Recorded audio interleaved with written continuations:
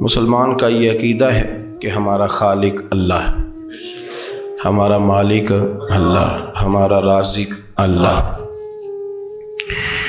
جب یہ ساری چیزیں، ساری عطائیں، ساری نعمتیں اللہ کی ہیں تو پھر مسلمان کی ساری توجہ بھی اللہ ہی کی جانب ہونی چاہیے۔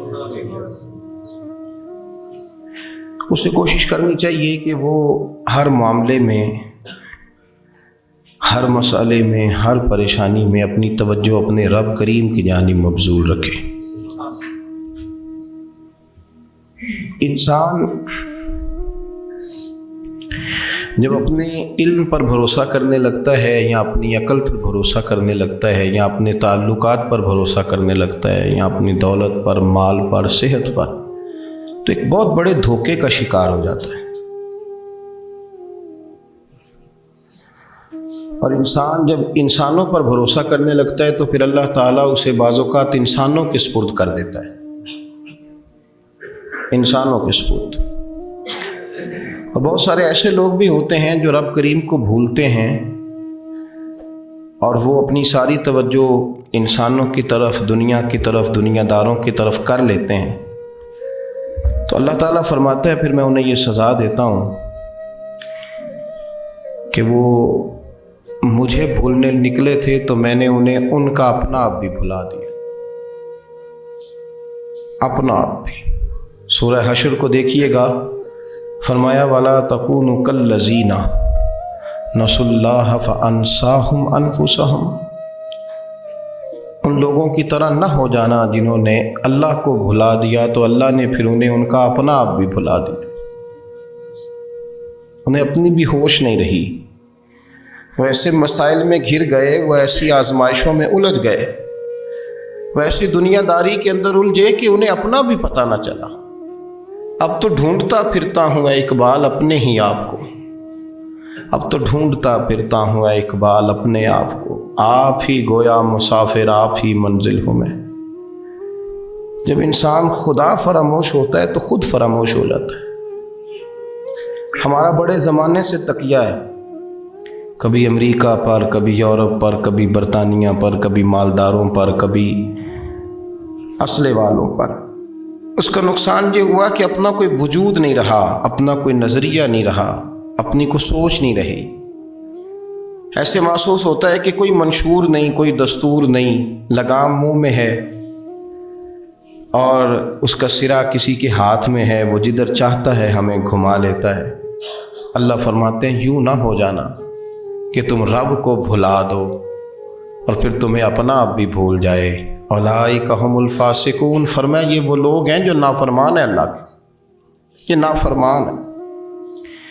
جب یہ نظریہ بن گیا، جب یہ ذہن بن گیا کہ پیدا اللہ نے کیا ہے، دینا اللہ نے ہے، عطا کرنے والا اللہ ہے، نوازنے والا اللہ ہے، تو پھر ساری توجہ دنیا داروں کی طرف رکھنا، میں اللہ والوں کی طرف توجہ رکھنے کا قائل ہوں، میں وہ سمجھتا ہوں، ہم اس چیز کے قائل ہیں، لیکن وہ بھی کوئی آستانہ ہے کہ جہاں حق مرشد کا نعرہ تو بڑا لگے پر رب کا نام ہی نہ سننے کو ملے۔ یہ بھی کوئی بات ہوئی کہ جہاں یہ تو نعرہ زور سے لگے کہ جیوے جیوے مرشد جیوے، لیکن استغفار کا درس ہی نہ ملے۔ جہاں ہر وقت یہ بتایا جائے کہ یہاں آ گئے تو بچ گئے، کیسے بچیں گے؟ میرے رسول پاک علیہ السلام کا دروازہ سب سے بڑا دروازہ ہے، حضور کا دروازہ سب سے بڑا دروازہ ہے، لیکن میرے دوستو یاد رکھنا، نبی پاک علیہ السلام نے بھی لوگوں کو جب رستہ دکھایا ہے تو رب کریم کا رستہ دکھایا ہے، اللہ کا رستہ دکھایا، اللہ کریم کا رستہ دکھایا، لوگوں رب کی طرف توجہ کرائی۔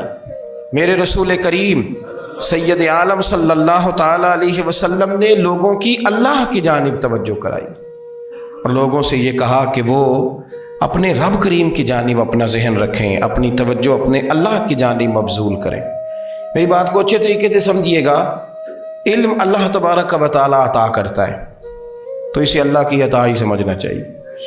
کچھ لوگوں کے پاس علم ہوتا ہے پر علم نافع نہیں ہوتا، وہ ٹامک ٹونجا مارتے رہتے ہیں ساری زندگی، علم کو اللہ کی عطا سمجھیں، اپنی عقل پر اپنے شعور پر زیادہ بھروسہ نہ سمجھیں، نظر اللہ پہ رکھیں۔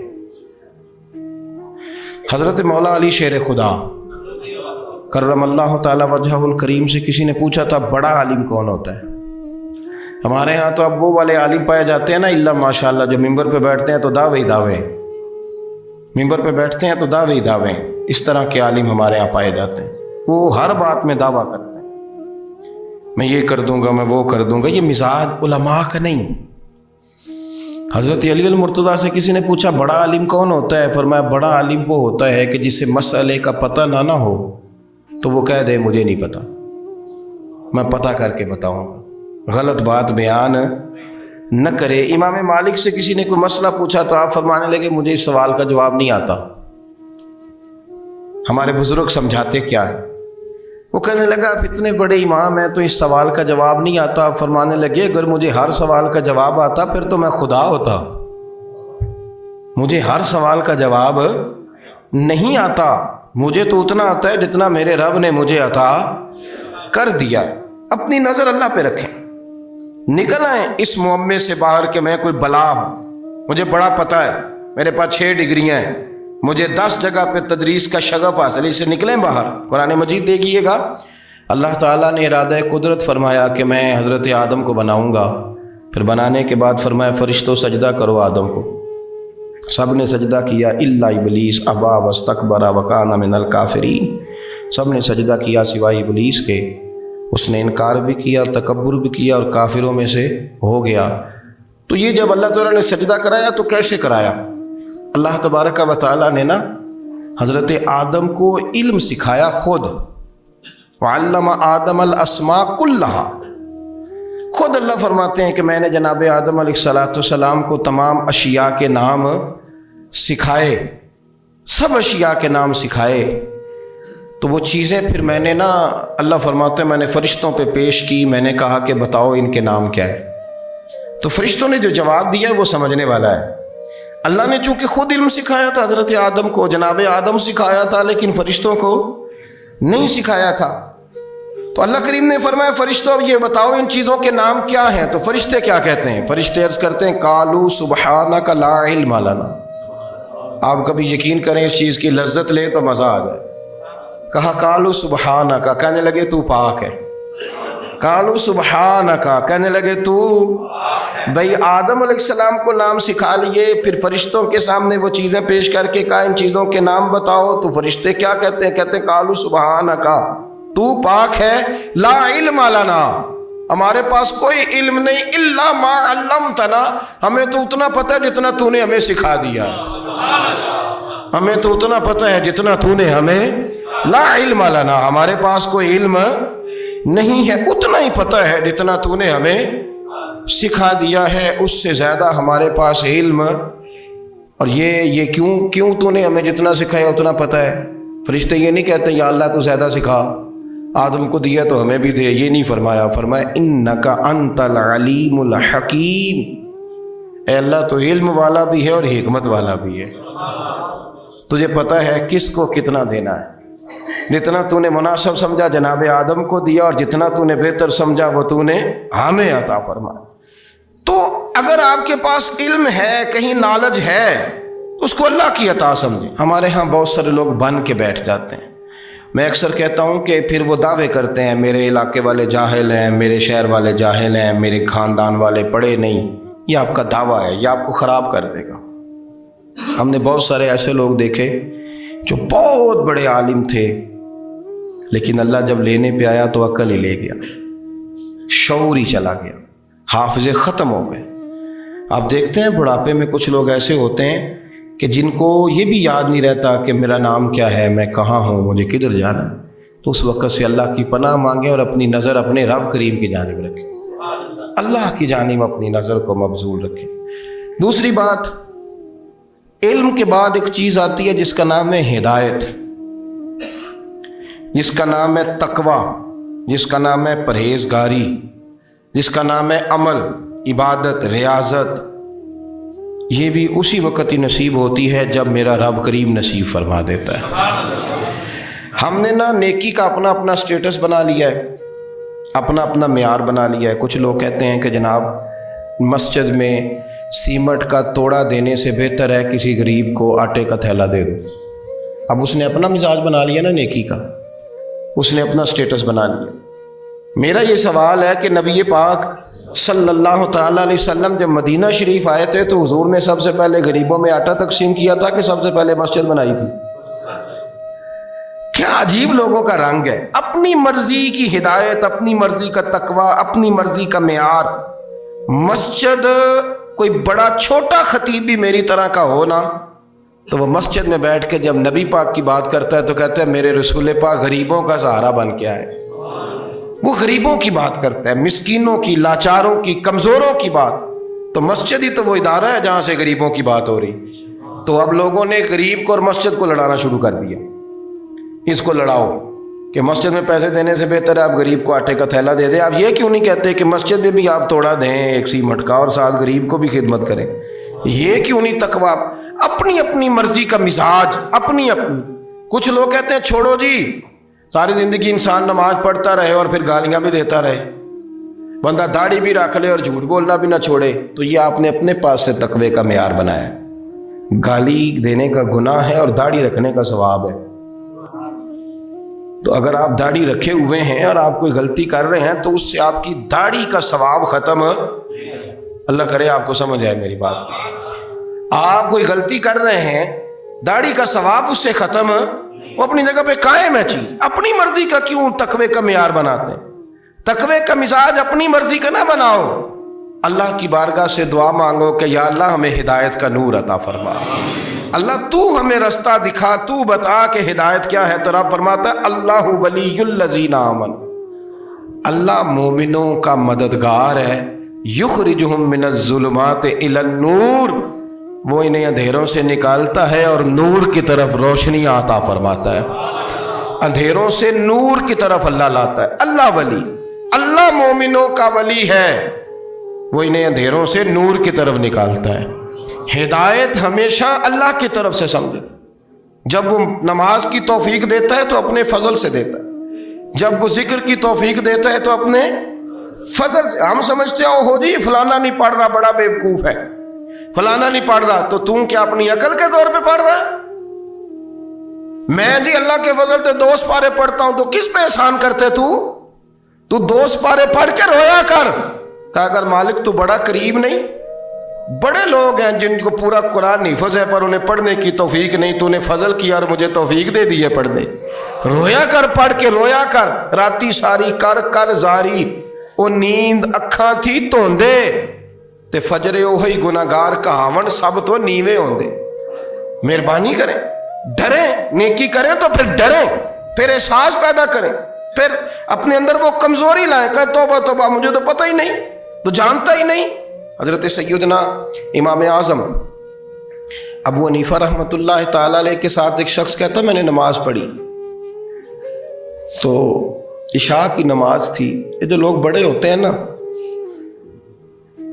جن کے پیار کرنے والے بڑے ہوتے ہیں، ان کے گرد خوف بھی بڑا ہی ہوتا ہے، انہیں بڑا ڈر لگتا ہے، بڑی بعض اوقات آزمائش ہوتی ہے ان کی۔ عشاء کی نماز کہتے پڑھی تو امام صاحب نے نا عشاء کی نماز میں تلاوت کی آیتیں فَمَن يَعْمَلْ مِثْقَالَ ذَرَّةٍ خَيْرًا يَرَهُ وَمَن يَعْمَلْ مِثْقَالَ ذَرَّةٍ شَرًّا يَرَهُ، فرمایا جو ذرہ برابر خیر کرے گا وہ بھی قیامت میں دیکھے گا، اور جو ذرہ برابر شر کرے گا وہ بھی قیامت میں اس شر کو دیکھے گا، اس کے سامنے آئے گا۔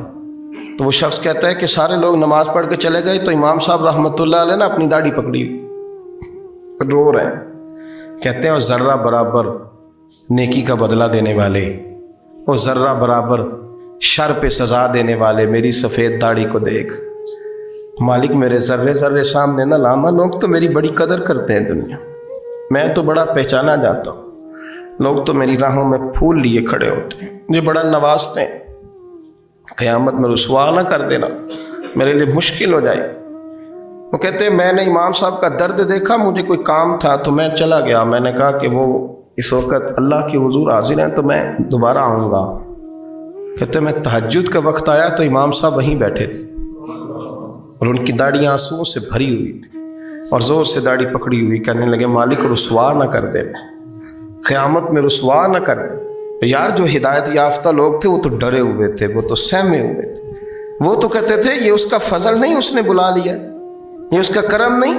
حضرت بایزید بسطامی کسی کافر کو دیکھتا تو رو پڑتے، کہتے مالک تو کتنا کریم ہے، یہ بے ایمان رہ گیا، تو نے اپنے فضل سے مجھے اپنے نبی کا غلام بنا لیا۔ وہ رو پڑ۔ یہاں تو لوگوں کا دعویٰ ہی بڑا ہے، نمازی اللہ خیر فرمائے وہ تو دوسروں کو گھورتا ہے، وہ کہتا ہے جنت کا میں مالک ہوں، کنجیاں میرے پاس ہیں، میں کسی اور کو گھسنے نہیں دوں گا۔ اور اگر 2-3 حج کر لے تو پھر تو وہ کہتا ہے کہ اب میرے سے پوچھ کے لوگ جنت میں جائیں گے معاذ اللہ۔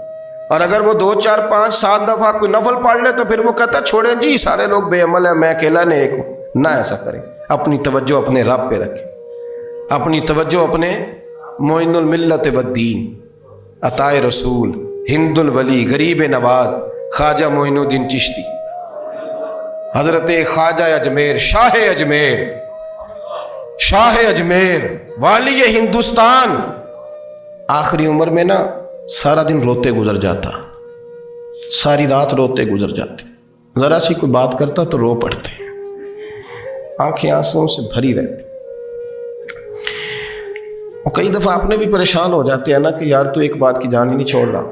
تو خواجہ قطب الدین صاحب بختیار کاکی سے لوگوں نے کہا کہ آپ مرشد سے بات کریں، اتنا بھی تو نہیں نہ رونا چاہیے، ہر وقت اس کے آنسو کی کریے، عاشق دا کام ہی رونا توڑا، تبھی نہ روئے نہیں منظوری، یہ عاشق سدا ہی روندا رہتا ہے، پاویں وصل ہوئے تے پاویں دوری، ہر وقت رونے کا کیا مطلب ہے؟ تو خواجہ قطب صاحب کہتے ہیں میں قریب گیا تو میں نے پیر دبائے، میں نے کہا سونیا لوگ تو کچھ بھی نہیں کرتے، تو نے تو کمال کر دی، 90 لاکھ آدمی مسلمان کر دیا، دنیا کچھ نہیں کرتی، تو نے 50 سال ساری رات مصلے پہ بیٹھ کے رب راضی کیا، تو شہزادہ تھا، حضور کی اولاد تھا، لیکن معین الدین تیرا ایک پلاٹ بھی نہیں، تو نے طالب علم پالے، انہیں غریبوں کو دیا، تو نے نوازا، کوئی شے نہیں تیرے پاس، ہر چیز تو نے، ساری رات روتے ہو، سارا دن روتے ہو۔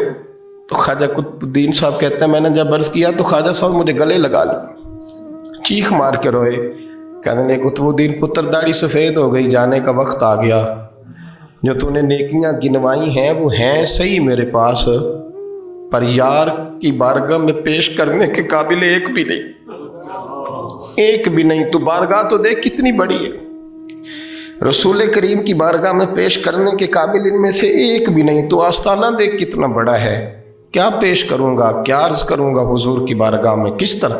وہ یار جو بڑے تھے وہ تو ڈرے ہوئے تھے، سہمے ہوئے تھے، وہ تو بڑی آزمائش میں تھے، لیکن میرا اور آپ کا رٹا 2 نمازیں پڑھ کے 6 نمازوں کا دعویٰ کرنا اور لمبی چوڑی کہانیاں بنانا اور اپنے منہ سے اپنی تعریفیں کرنا، اس سے تھوڑا باہر آئیں۔ رزق بھی میرا اللہ ہی دیتا ہے، علم بھی اللہ دیتا ہے، رزق بھی۔ بڑے بڑے فقیروں کو مالدار ہوتے دیکھا، بڑے بڑے مالداروں کو فقیر ہوتے دیکھا، بڑے بڑے، میرا ایک بڑا سخی قسم کا سجن ہے، بڑا پیارا ہے، میں اسے سخی مانتا ہوں، میں نے اپنی پریشانیوں کے دنوں میں بھی اس شخص کو سخی دیکھا۔ ایک دن رات کو مجھے ٹیلی فون کر کے کہنے لگا کدھر ہو؟ میں نے کہا میں گھر ہوں۔ نہیں اکثر سفر میں ہوتے ہو نا؟ میں نے کہا طبیعت کیسی ہے؟ ٹھیک ہے، بس حال چال پوچھنا تھا۔ میں نہیں سمجھا، یہ میں نے کہا یار یہ کوئی مسئلہ ہے، ورنہ رات کے 2 بجے کوئی حال پوچھنے کو فون تو نہیں نہ کرتا، کوئی مطلب ایسا تو مسئلہ نہیں نا؟ تو میں نے بیک کال کی، میں نے کہا یار میری بات سن، مسئلہ کیا؟ کہ نہیں کچھ نہیں دل کر رہا تھا۔ میں نے کہا میری گل سن، رہے ہیں اسی 4-5 سال کٹھے، میں تین جاننا، اصل بات کر۔ کہنے لگا مکان بھی بڑا ہے، سارا کچھ ٹھیک ہے، پر وہ بڑا ہی بے نیاز ہے، کچھ حالات اس قسم کے آ گئے ہیں کہ لوگوں کو بتاؤں بھی تو لوگ ماننے کو تیار نہیں، زیادہ نہیں، مجھے نا تھوڑے سے پیسوں کی ضرورت ہے، کوئی 15-20 ہزار اگر مل جائیں، میری ضرورت۔ آپ یقین کریں میں روتا رہا ساری رات۔ میں نے کہا مہربانہ تیرا کس طرح کرانگا، اس سے لے کے زمانہ استعمال کرتا تھا، پر بے پرواہی ویخ نہ سجڑ دی، جتھے کسے دی پیش نہ جاوے، انہیں تاجہ والے در در رولے تے منگتیاں تخت بٹھاوے۔ سجنا کسے نو کارا مل دئی، کوئی کعبے خالی آوے۔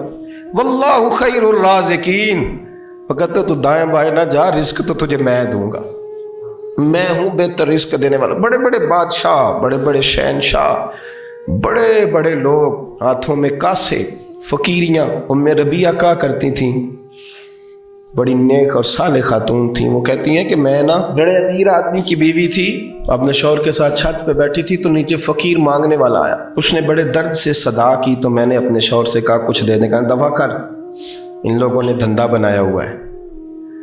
کہتی میں میکے سے بھی بڑا مال لے کے آئی تھی، میرے ماں باپ بڑے امیر تھے تو میں نے نا چوری اپنے خامہ سے نظر بچا کے باتھ روم جانے کے بہانے گئی اور نیچے جا کے 5 دینار میں نے اس فقیر کی ہتھیلی پہ رکھے۔ کہتے ہیں اس نے 5 دینار دیکھے، پھر میری طرف دیکھا تو میں نے اس کی آنکھوں میں آنسو چمکتے دیکھے۔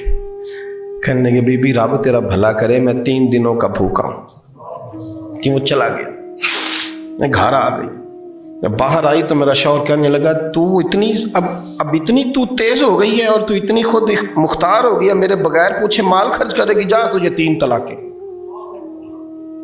کہتی میں بالدار اور وزادار باپ کی بیٹی تھی، طلاق لے کے گھر آئی تو میرا باپ ٹوٹ گیا، چارپائی پہ چلا گیا، اوہو یہ کیا بن گیا۔ کہتی بڑی تکلیف رہی، 1-2 سال کے بعد میرے ابا نے میری شادی کر دی۔ اب جس شوہر کے پاس گئی وہ بڑا نیک تھا، پرہیزگار تھا، اللہ نے بہترین صلہ دیا۔ کتنی چھت پہ بیٹھی تھی، دروازے پہ فقیر آیا، میں نے شوہر سے کہا کچھ دے دوں، کہنے لگا 5 نہ دینا، 15 دینا، 20 دینا، میں فقیر ہوں، میں نے فقر سے دولت دیکھی ہے، اسے خالی نہ لوٹانا۔ کہتی ہے کہ میں نیچے گئی اور جب میں نے اس کی طرف دینار بڑھائے تو میری چیخ نکلی، پیسے پھینک کے میں بے ہوش ہو کے گری، میرا شوہر نے آ کے اٹھایا، اندر لے گیا، پانی منہ پہ چھڑکا، کہنے لگا تجھے کیا ہوا؟ کہنے لگے یہ جو مانگنے آیا یہ میرا پہلا شوہر تھا، وہی تھا جو کہتا تھا کہ تو 5 دینار دے آئیے، جا تجھے 3 طلاقیں۔ پڑھو نا حدیث پاک، میرے نبی پاک علیہ السلام نے فرمایا ایک بندہ گنجا تھا، گنجا، کوئی ترتیب آگے پیچھے ہو جائے تو مفہوم کے لحاظ سے، لیکن میں مفہوم اس کا واضح کرتا ہوں، ایک گنجا تھا، کوئی شے نہیں تھی، سر پہ بال بھی نہیں تھے، رویا کرتا تھا۔ اللہ تعالیٰ نے فرشتے کو بھیجا، تجھے کیا چاہیے؟ تو کہنے لگا بال آ جائیں اور تھوڑا مال آ جائے۔ فرشتے نے ہاتھ پھیرا تو بال بھی آ گئے تو بکریاں بھی آ گئیں، لائنیں لگ گئیں، مال ہی مال ہو گئے۔ دوسرے کے پاس گیا، وہ کوڑا تھا،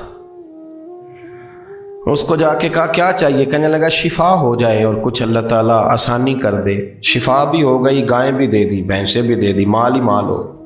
پھر ایک کے پاس گیا، وہ اندھا تھا، تجھے کیا چاہیے؟ اس نے کہا آنکھیں ملنے اور کچھ ساتھ اللہ مال دے دے۔ اونٹ ہی اونٹ ہو گئے۔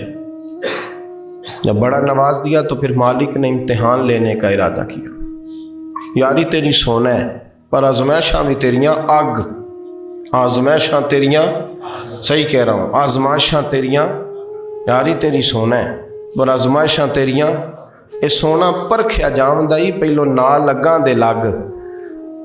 اللہ نے فرمایا آزمائش کرو۔ سب سے پہلے گنجے کے پاس آئے، اسے کہا اللہ کے رستے میں کچھ دیکھا نہیں لگا، میرے خرچے ہی بڑے، دیکھو تو صحیح کتنی مشکل میں وقت گزارتا ہوں، حال ہی کوئی نہیں۔ تو اس نے کہا میں نے تو سنا ہے تو گنجا اور بھوکا ننگا تھا۔ کہنے لگا میں تو جدی پشتی رہی سے اعظم ہوں، تجھے کس پاگل نے کہا ہے بھاگ جا؟ اس نے کہا اچھا جیسے تو تھا ویسے ہی ہو جائے۔ کھیت کھلیان اجڑ گئے، پھر سے گنجا ہو گیا۔ حضور علیہ السلام فرمانے لگے، پھر وہ اس کے پاس گیا جو کوڑا تھا، اسے کہا کچھ دے، کہنے لگا خرچے ہی بڑے۔ اب پوچھ لیں کسی امیر آدمی سے، کہے گا چکی کے نیچے ہاتھ ہے میرا، میرے سے زیادہ تو پریشان بندہ ہی کوئی نہیں، کیا بتاؤں آپ کو، اتنا ٹیکس ہے، اتنا جرمانہ ہے، فلانی شے، بڑا کچھ گنواتے ہیں لوگ۔ اس نے کہا میں نے تو سنا تو پہلے کوڑا تھا۔ اس نے کہا اچھا دوڑ جا، میں تو رئیس اعظم ہوں، دادا بھی پردادا بھی اور ساری نسل ہی۔ اس نے کہا اچھا جیسے تو تھا ویسے ہی ہو جائے۔ پھر وہ گیا اندھے کے پاس اور جا کے کہا اللہ کے نام پہ کچھ دے۔ تو کہنے لگا رب کے نام پہ؟ یہ کھڑے ہیں اونٹ، جتنے تیرے دل کرے لے جا۔ اس نے کہا کیا معنی اس بات کا؟ کہنے لگا یار تجھے کیا بتاؤں، میں تو اندھا تھا، میں نے تو کبھی دنیا دیکھی نہیں تھی، پھر اس کریم نے فضل کیا تو مجھے بڑا کچھ دکھایا، میں کیا بتاؤں، میرا دل کر رہا کہہ دوں کہ پھر اس نے کعبہ دکھایا، پھر اس نے روضہ رسول دکھایا، پھر اس نے ریاض الجنہ کے سجدے دکھائے، پھر اس نے اپنے محبوب کے دروازے کی رونقیں دکھائیں، اس نے بڑا کچھ دیا، اس نے بڑا نوازا۔ میرے پاس تو شاید میں بدکار پرانا خادم، کسے در ملی نہ ٹوئی، ایت واصف یار نے نظر جو کی تھی، پھر واصف ہی ہوئی۔ اور مالک کریم ہمیں جو اپنے فضل سے دیا ہے وہ اپنے رستے میں خیرات کرنے کی بھی توفیق دے۔ آخر دعوانا ان الحمدللہ۔